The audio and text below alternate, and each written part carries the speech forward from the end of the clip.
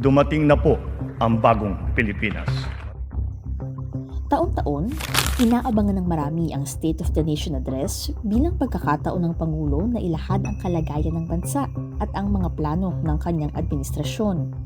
Ngunit bukod sa tanong na ano nga ba ang sasabihin ng Pangulo, may isa pang mahalagang tanong. Ano ang gustong marinig ng mga Pilipino sa SONA ng Pangulo?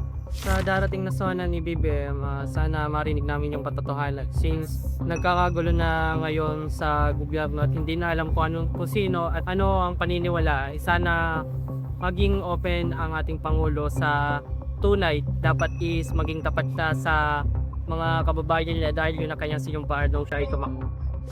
Ang gusto ko sanang marinig for SONA 2026 ay mas konkretong plano. So noong nakaraang SONA, nangako si President Bongbong Marcos na tutugunan niya ang issue ng mental health by providing more school counselors. Magpapatuloy ang usapin tungkol dito at mga sustainable na plano and not just settle for shooting drills and other temporary measures.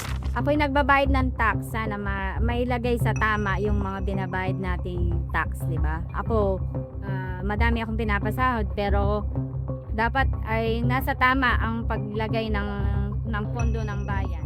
Para sa akin ay tulad ng mga pagtaas ng bilihin, ng ating mga pagkain at yung pagtaas ng ating gasolina, konsumo ng ating mga driver, ng ating bansa ay puro corruption na nangyayari na hindi naunlad, salit na bunlad, lalo ng pahirap ang ating bansa. Bilang isang hog raiser, gusto kong marinig kay Pangulong Marcos na sana hindi na sila mag-import pa ng baboy para naman matulungan kaming mga small hog raisers. Ako, mas gusto ko marinig sa presidente ngayon darating na SONA ang genuine reform na isinasaalang-alang future na mga kabataan na pag-asa ng bayan.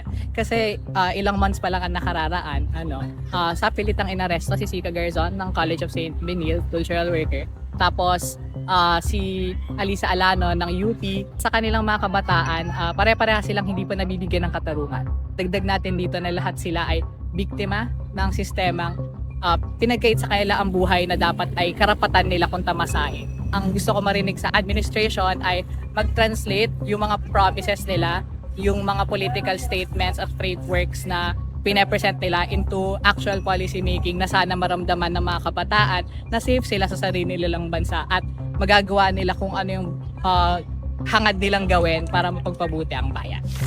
Ito ang paalala na ang SONA ay hindi lamang para sa mga ulat sa harap ng Kongreso, kundi para rin sa mga boses ng mamamayang nais mapakinggan at mapagtuunan.